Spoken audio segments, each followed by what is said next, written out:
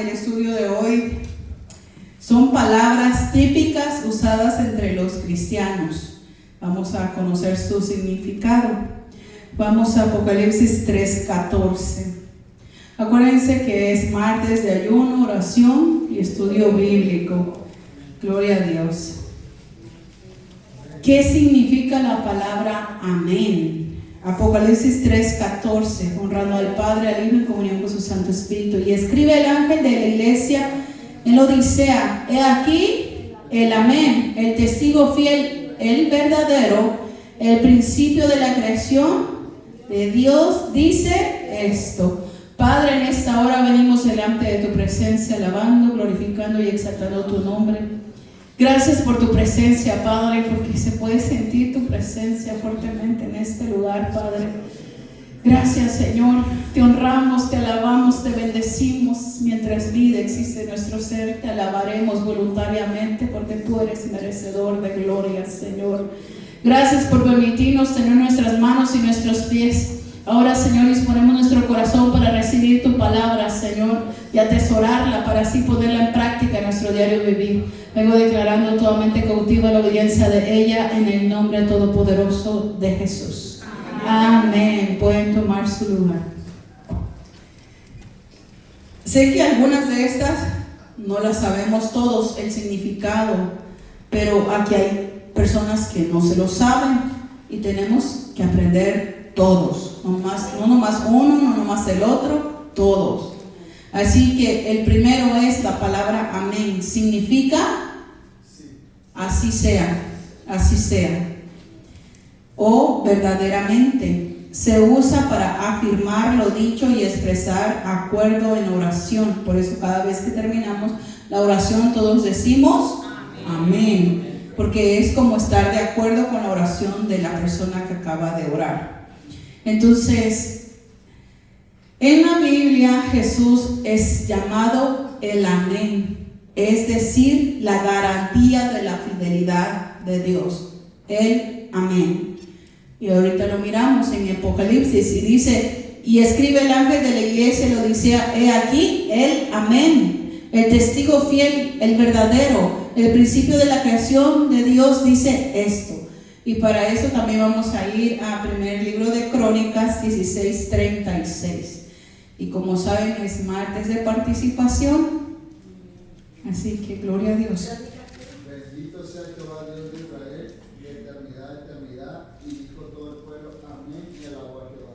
Amén. Bendito sea Jehová Dios de eternidad a eternidad. El amén. Vamos a Nehemías 8:6. Nehemías 8:6. Seguimos en el amén. ¿Qué significa la palabra amén? Amén. Dice, bendijo entonces Esdras a Jehová Dios grande, y todo el pueblo respondió amén. Amén, alzando sus manos, y se humillaron, adoraron a Jehová, inclinando a tierra. Amén.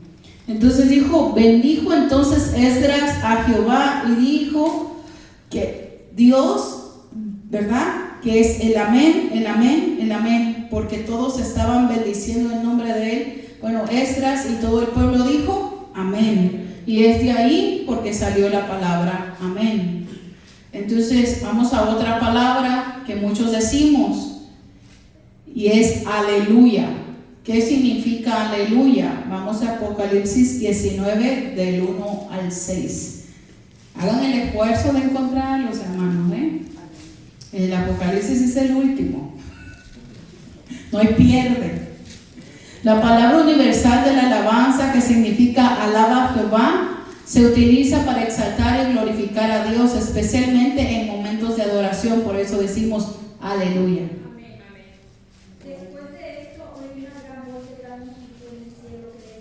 Aleluya, salvación y honra y gloria y poder son del Señor Dios nuestro, porque sus juicios son verdaderos y justos, pues ha juzgado a la gran ramera que ha corrompido a la tierra con su fornicación y ha vengado la sangre de sus siervos de la mano de ella.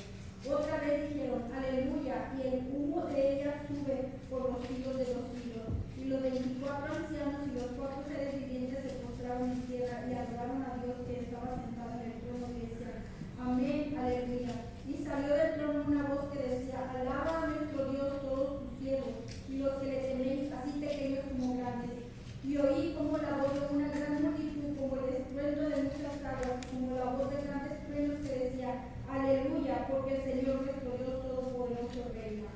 Amén.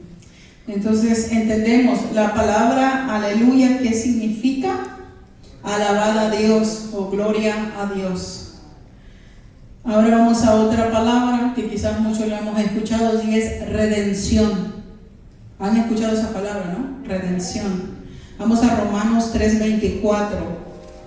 La palabra redención es la liberación del pecado por medio del sacrificio de Cristo, quien pagó el precio para rescatarnos. ¿Qué significa? Redimir significa comprar o rescatar, redención.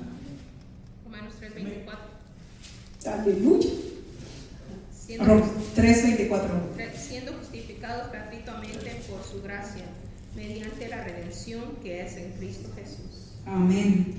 Entonces aquí nos dice específicamente, antes que Cristo nosotros éramos esclavos del pecado y ahora por su sangre somos libres y perdonados.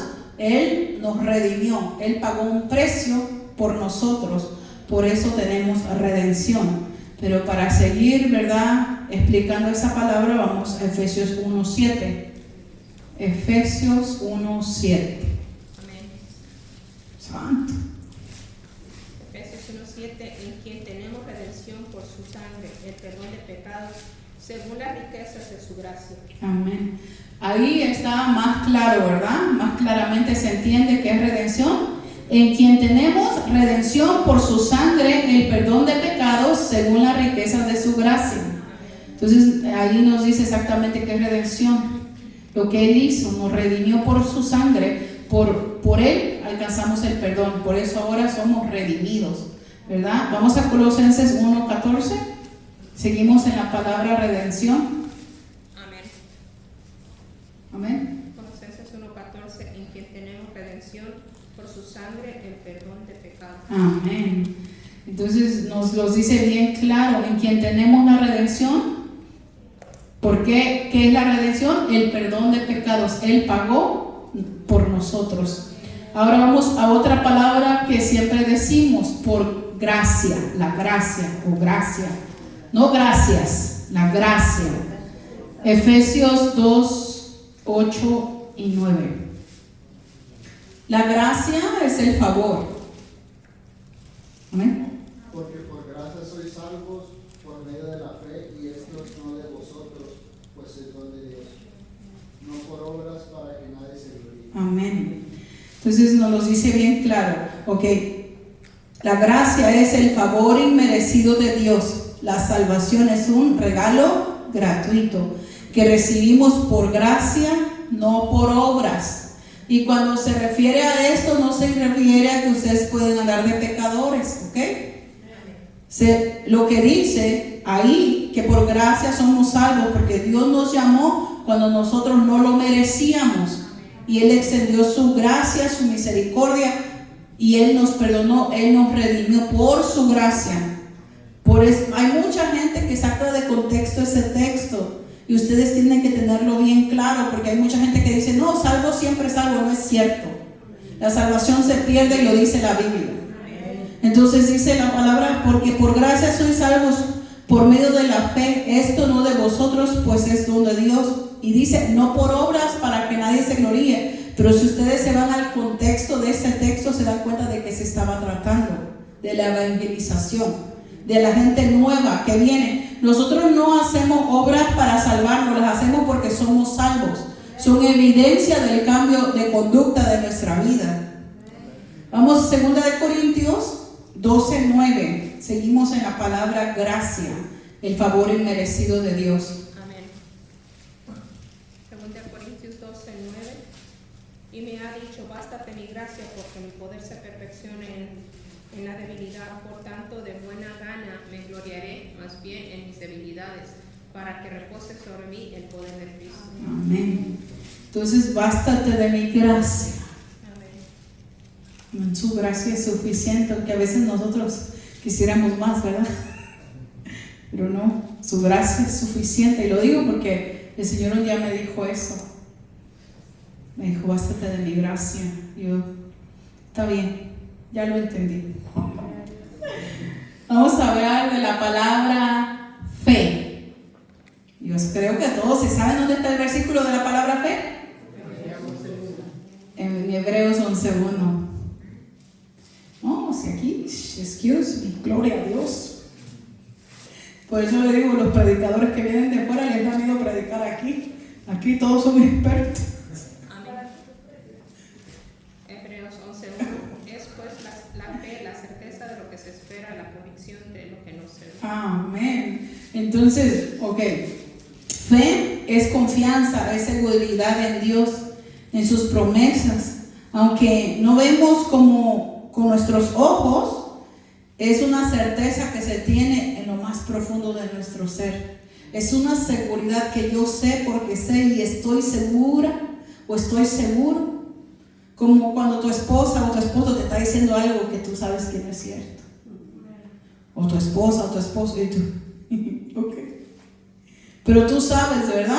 Esa seguridad que tú tienes es la misma que tienes que tener para creer en Dios.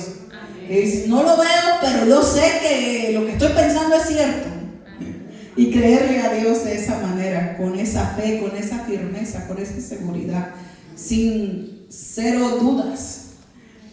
Otra palabra, santificación. Santificación. Juan 17:17. Santificación. Proceso por el cual Dios purifica y aparta a una persona para sí. Santifícalos en tu verdad, tu palabra es verdad. Amén. Oigan, santificación, ¿qué significa? Apartado para Dios. Es un proceso que purifica y aparta a Dios para sí. Entonces, significa ser hecho santo y vivir una vida dedicada a Dios. Y Dios nos llama a la santificación. Y dice, ¿cómo nos podemos santificar? No, lean la palabra. Leyendo la palabra. En su verdad. ¿Y cuál es la verdad? Su palabra. Vamos a primera de Tesalonicenses. En esta carta miramos 4:3. Pues la voluntad de Dios es vuestra santificación, que os apartéis de toda fornicación. Y nos está diciendo que es la voluntad de Dios en la santificación, apartarse de los pecados de la carne. Ahora vamos a otra palabra, salvación. Esa está más fácil, ¿verdad? Yo creo que en esa sí sabemos qué significa la salvación. Hechos 4:12. La salvación significa liberación del pecado y de la condenación eterna obtenida únicamente por Jesucristo. Porque la palabra de Dios es viva y eficaz y más cortante que toda espada de dos filos y penetra hasta partir el alma y el espíritu. Y en ningún otro hay salvación. Hechos 4:12. Oh, no tener. Dice, y en ningún otro hay salvación, porque no hay otro nombre bajo el cielo dado a los hombres en que podamos ser salvos. Amén. Entonces, salvación, liberación del pecado y de la condenación obtenida solamente por Jesucristo. Porque solamente en Jesucristo hay salvación, ¿verdad? Porque quien murió en la cruz, ¿quién fue? Cristo, nadie más, fue Cristo. Entonces, es el regalo de vida eterna, la salvación, y se obtiene por Jesucristo. Si no vamos y lo constatamos en Romanos 10, 9 y 10. Romanos 10, 9 y 10. Amén. Santo. Que si confesares con tu boca que Jesús es el Señor y creyeres en tu corazón que Dios le levantó de los muertos, serás salvo. Porque con el corazón se cree para justicia, pero con la boca se confiesa para salvación. Amén. Entonces miramos, la salvación solamente la puedes tener a través de Cristo. Dice, lo que tenemos que hacer, confesar. Porque mucha gente dice, no, yo sí creo en Dios, yo sí creo en Dios. Pero lo tienes que hacer, una confesión verbal. Que si confesas con tu boca que Jesús es el Señor y creyeres en tu corazón que Dios le levantó de los muertos, habrá salvación. Pero si no lo confiesas, si no más dices, no, es que si yo creo en Él, no hay salvación. Porque con el corazón se cree para justicia, pero con la boca se confiesa para salvación. Frutos del Espíritu, todos, ¿verdad? Porque dice Pablo, por sus frutos los conoceréis. Entonces, vamos a Gálatas 5, 22 y 23. Por sus frutos los conoceréis. Esa es una palabra bien conocida entre cristianos, pero muchos ni sabemos qué significa. Mas el fruto del Espíritu es amor, gozo, paz, paciencia, benignidad, bondad, fe, mansedumbre, templanza, contra tales cosas no hay ley. Amén. Amén. Entonces, características se manifiestan en la vida de quien está lleno del Espíritu Santo. Y la primera característica de este hombre o de esta mujer llena o lleno de Dios es el amor, el gozo, la paz, la paciencia, la benignidad, la bondad, la fe, la mansedumbre y el dominio propio. Entonces, cuando escuches frutos del Espíritu y que te digan, oye, no se te miran, entonces tú ya sabes de qué están hablando, que eres sin amor, que no tienes gozo, que no tienes paz, que no tienes paciencia, que no eres bueno, que no eres bondadoso, que no tienes fe, ni mansedumbre, ni dominio propio. Porque siempre lo leemos de la buena manera, pero de la otra manera también existe. Y mucha gente tiene lo contrario a lo que debería de tener según la palabra de Dios. La palabra adopción, Juan 1, 12 y 13. Adopción. Al recibir a Cristo, Dios nos hace parte de su familia como hijos adoptivos, con todos los derechos y privilegios de ser su hijo. Mas a todos los que le recibieron, a los que creen en su nombre, les dio potestad de ser hechos hijos de Dios, los cuales no son engendrados de sangre, ni de voluntad de carne, ni de voluntad de varón, sino de Dios. Amén. Gloria a Dios. Entonces, al recibir a Cristo, ¿qué tenemos? Tenemos la adopción, y cuando somos adoptados y traídos a un hogar, por ejemplo, la hermana Karina trae a los niños a su casa, y en su casa, si hay agua, toman agua, si hay comida, comen comida, si ella prende el aire para todos. O sea, eso es vivir con las comodidades de un hijo. Y nosotros, al nosotros venir a ser hijos de Dios, tendríamos que vivir de esa manera. Pero muchos de nosotros no hemos entendido que dice la palabra: el que habita el abrigo del Altísimo morará bajo la sombra del Omnipotente, en el Salmo 91:1. Pero tú tienes que tomar la decisión, porque no puedes decir, oye, está bien caliente aquí, pero el aire acondicionado está acá. ¿Sí lo entendemos? Puedes estar sufriendo porque tú quieres viviendo fuera de la cobertura, pero puedes estar en Dios y Dios se encarga de ti. ¿Ok? Vamos a Gálatas 3:26. Gálatas 3:26. Amén. Gálatas 3:26, pues todos sois hijos de Dios por la fe en Cristo Jesús. Amén. ¿Por qué nos hacemos hijos de Dios? Por la fe. Pero acuérdense, la fe, igual que los frutos, se ven. Amén. Entonces, ¿seremos hijos de Dios? Amén. Se nos tiene que ver. Otra palabra, Santa Cena. Yo creo que esta sí se la saben porque cada mes hablamos de ella, pero necesario que se explique. Primera de Corintios 11, 23 al 26. Santa Cena también es conocida como comunión, ceremonia en la que los creyentes recuerdan el sacrificio de Jesús, tomando el pan y el vino como Él lo ordenó. Eso es Santa Cena o Holy Communion, o Santa Comunión, como mucha gente en inglés le llama. Primera de Corintios 11, 23 al 26. Amén. Read it, sister. Porque yo recibí del Señor lo que también os he enseñado, que es el Señor Jesús, la noche que fue entregado como pan, y habiendo dado gracias, lo partió y dijo: tomad, comed, esto es mi cuerpo, que por vosotros es partido, haced esto en memoria de mí. Asimismo tomó también la copa después de haber cenado, diciendo: esta copa es el nuevo pacto en mi sangre, haced esto todas las veces que las beberéis en memoria de mí.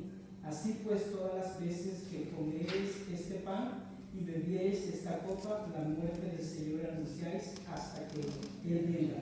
Amén. Amén. Y queda claro, ¿verdad? Que la Santa Cena se tiene que hacer ¿hasta cuándo? Hasta que Él venga. Se tiene que seguir haciendo. Porque personas, ¿verdad? Cuando no se la toman, piensan, o incluso gente que me ha dicho, pero ¿por qué da la Santa Cena? Porque lo tenemos que hacer hasta que Él venga. Se tiene que hacer la Santa Cena porque es una ceremonia que tenemos nosotros, que no es una religiosidad ni una liturgia, es algo que lo hacemos porque estamos esperando a Jesucristo. Y que si pecamos durante esa semana o ese mes, nos arrepentimos y volvemos a tener una nueva relación con el Señor reestructurada. Porque mucha gente piensa que, oh, no, es que yo ya pequé, yo ya nunca voy a poder tomar la Santa Cena. Arrepiéntete y no peques más y puedes volver a iniciar. Pecado, la palabra pecado. Vamos a Romanos 3:23. La palabra pecado. Toda acción, pensamiento o actitud que va en contra de la voluntad de Dios es pecado. Es la causa de la separación de Dios y el ser humano, el pecado. Amén. Dice, por cuanto todos pecaron y están destituidos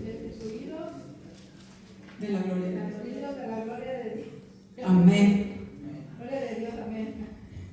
Entonces nos dice claro. ¿Qué dice? ¿Por qué? Por cuanto todos pecaron, ¿qué fue la consecuencia? Destituidos de su gloria, de su presencia.